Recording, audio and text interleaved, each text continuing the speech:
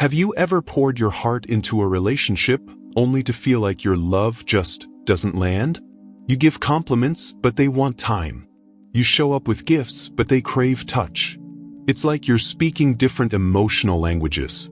What if the key isn't just learning your partner's love language, but understanding the hidden psychology behind why they need it? We've all heard of Dr. Gary Chapman's 5 love languages, the idea that people give and receive love in different ways, through words, actions, gifts, time, or touch. But here's the deeper layer. Carl Jung, the legendary psychologist, revealed how our unconscious mind shapes these needs. Your love language isn't random. It's tied to your deepest archetypes, your shadow, even the way your parents loved you. Before we explore how Carl Jung's psychology deepens our understanding of love languages, let's first lay the foundation by clearly defining what they are. The concept of love languages comes from Dr. Gary Chapman's groundbreaking work, which reveals that people express and experience love in distinct ways. Imagine 2 people deeply in love, yet constantly missing each other's emotional cues, not because the care isn't there, but because they're speaking different dialects of affection. This disconnect is exactly what the 5 love languages aim to bridge. For some, love is most powerfully conveyed through words of affirmation.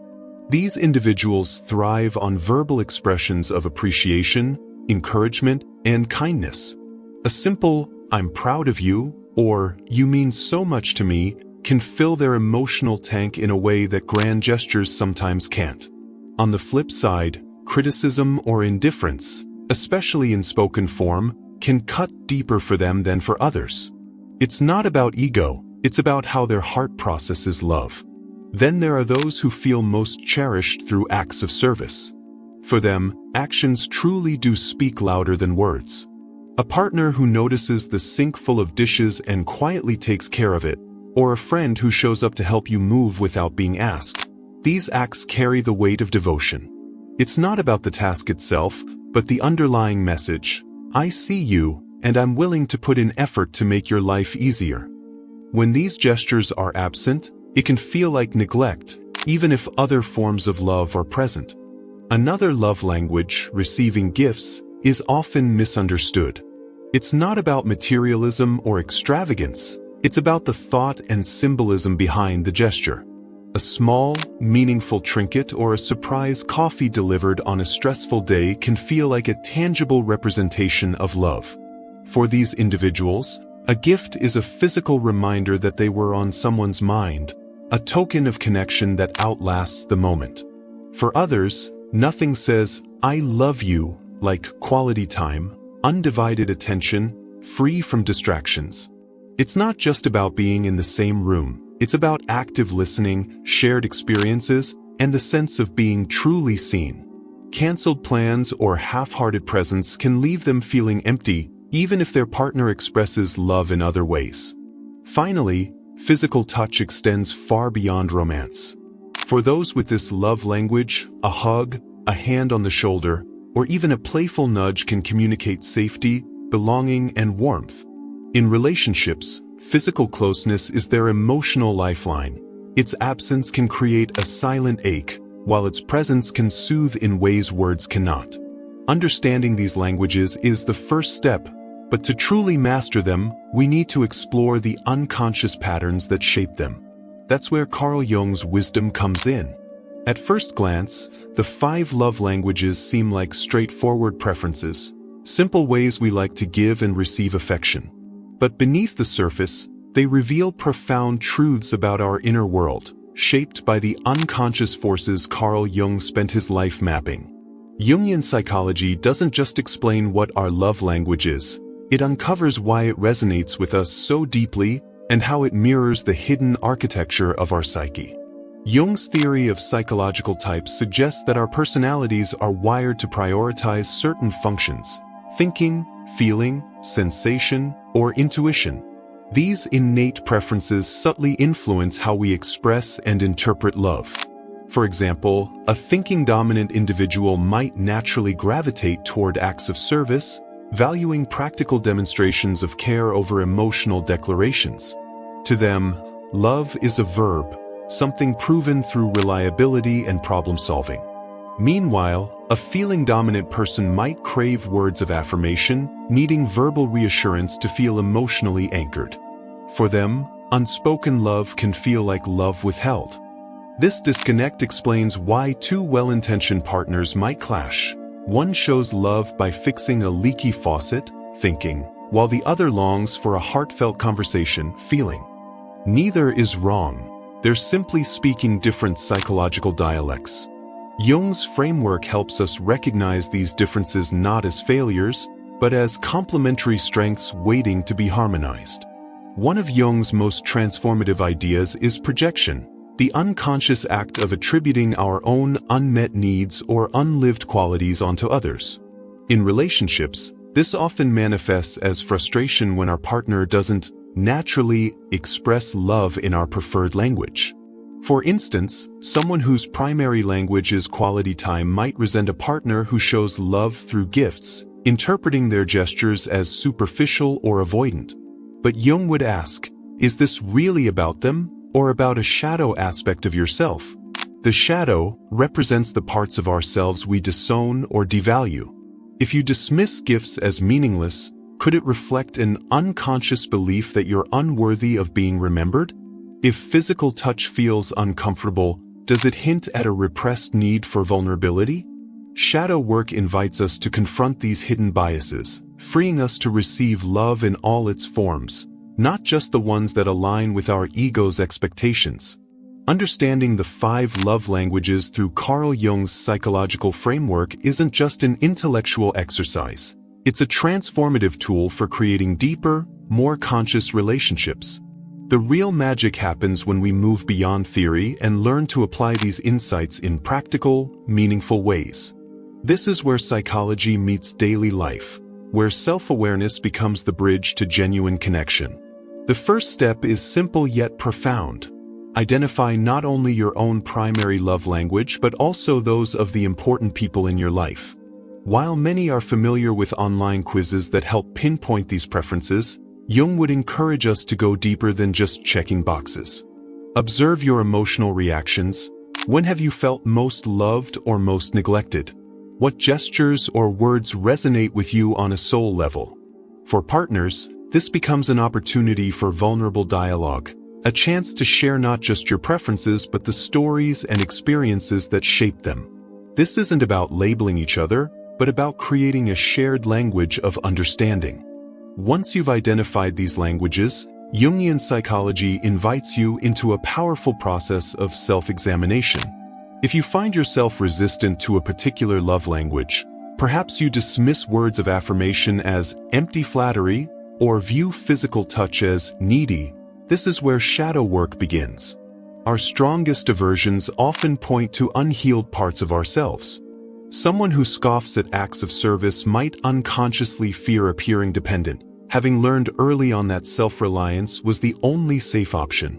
Another person who recoils from quality time might be protecting themselves from the vulnerability that true presence demands. These aren't just preferences, they're windows into our psychological defenses. By bringing these patterns into awareness, we can start to untangle the knots that limit our capacity to give and receive love in its many forms.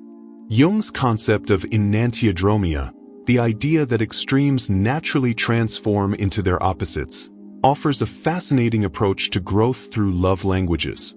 If your natural tendency is to express love through words of affirmation, what might happen if you deliberately practice acts of service? For someone whose instinct is physical touch, what new dimensions of intimacy might open up through quality time? This isn't about abandoning your primary language, but about expanding your emotional vocabulary.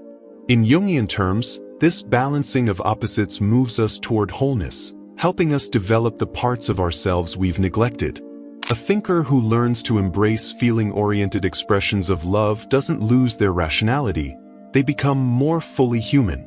The most powerful application of this work lies in healing relationship conflicts that stem from unmet emotional needs. When resentment builds because one partner never speaks the other's love language, Jung would see this as more than just a communication breakdown. It's a collision of unconscious patterns.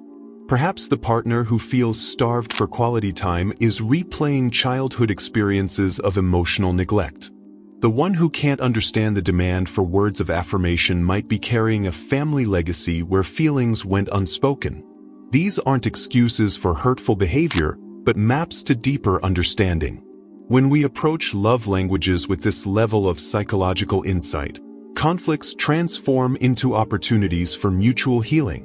A simple argument about forgotten gifts or lack of touch becomes a doorway to exploring each other's inner worlds with compassion rather than criticism. The practical application of this knowledge is where theory becomes life-changing. Start small. If your partner's language is acts of service, notice what tasks weigh on them most and lighten that load, not as a chore, but as a sacred act of love. If words of affirmation matter most to them, create a ritual of sharing appreciations. But go deeper too. Explore together what these preferences reveal about your histories and fears. This is where love evolves from a series of behaviors to a true meeting of souls. The ultimate goal isn't just to use each other's love languages effectively, but to create a relationship where both people feel seen not just in their strengths, but in their vulnerabilities, where love becomes a journey of mutual awakening, not just a transaction of emotional needs. One of the most common and most damaging missteps in applying love languages is the assumption that your partner naturally shares your primary way of expressing and receiving love. This unconscious expectation sets up countless relationships for frustration and feelings of rejection.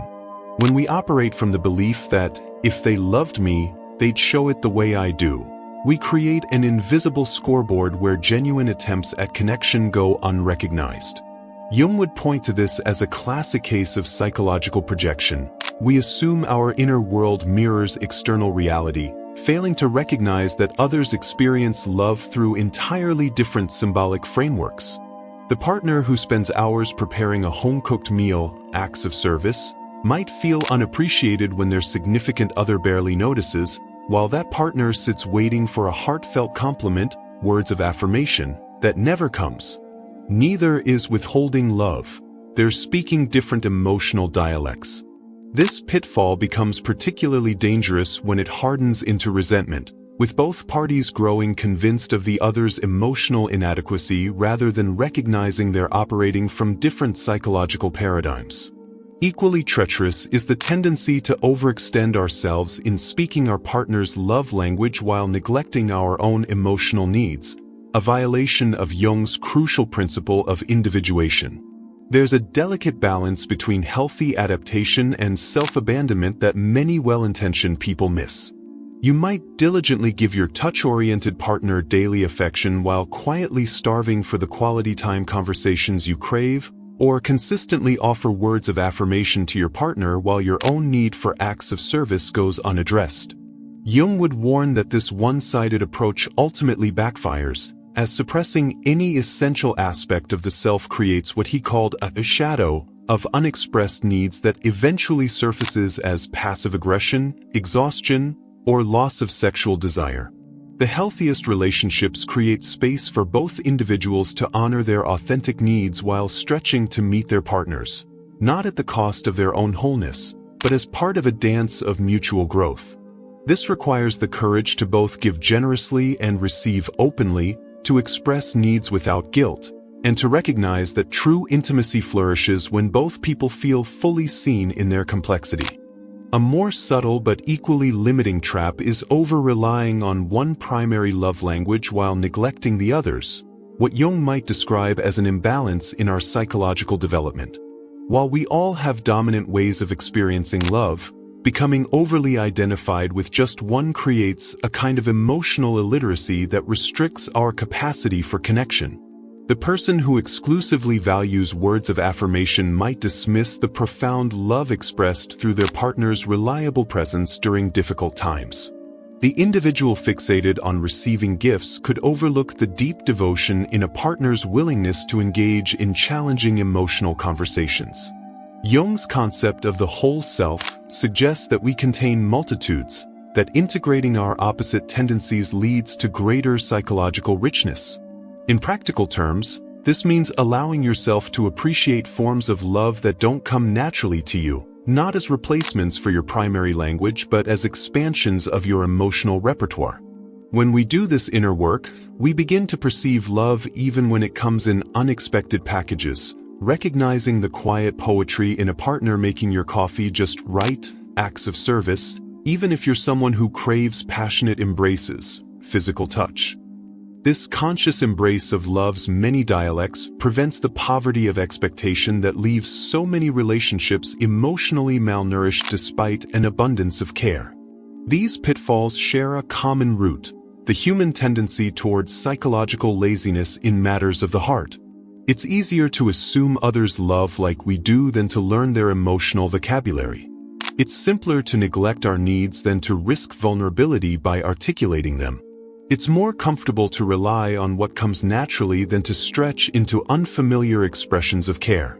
But Jung's wisdom reminds us that love, real, transformative love, demands that we move beyond our instinctual patterns. The work of recognizing these pitfalls isn't about achieving perfection in relationships, but about developing the awareness that prevents good intentions from going awry. When we catch ourselves assuming, neglecting, or over-relying, we have an opportunity to return to the fundamental truth underlying all love languages, that at their core, they're not about techniques or strategies, but about the courage to see and be seen in our full humanity, shadow, light, and all the complexities in between. This is where psychological insight becomes relational alchemy, transforming potential stumbling blocks into stepping stones toward deeper connection. What began as a simple framework for understanding how we give and receive love has unfolded into something far richer, a journey into the depths of the human psyche. By merging Gary Chapman's love languages with Carl Jung's timeless wisdom, we've uncovered how our deepest needs, fears, and unconscious patterns shape the way we experience connection. This isn't just about memorizing your partner's preferences. It's about recognizing that love is a language of the soul, spoken in symbols, shadows, and archetypes.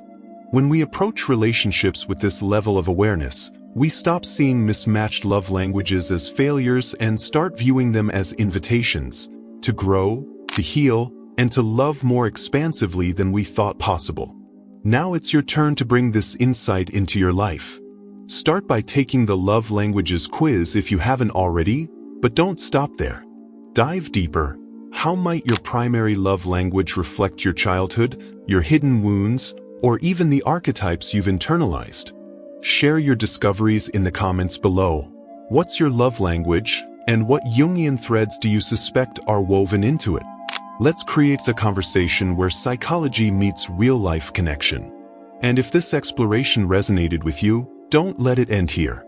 Like this video, subscribe, and hit the notification bell. We'll keep unraveling the mysteries of the mind, from relationships to dreams to the hidden forces that shape who we are. Because understanding love isn't just about making relationships work, it's about awakening to the most profound truth Jung ever taught, that in loving others, we encounter ourselves. So keep questioning, keep growing, and most importantly, keep loving, not just in your language, but in all the languages of the heart. See you in the comments.